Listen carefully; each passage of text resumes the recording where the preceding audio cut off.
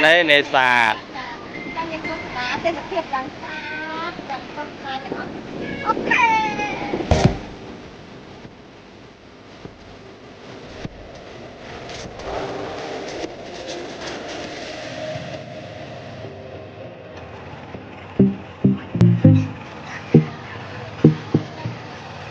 Phải biết thì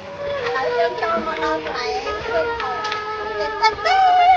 cho quay là đúng một con tẹp vào nhà ta chân một kia ta chia vậy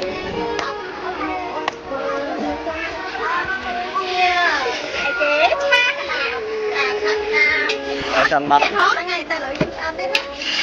đó là cái mình cứ bón con này nào thì con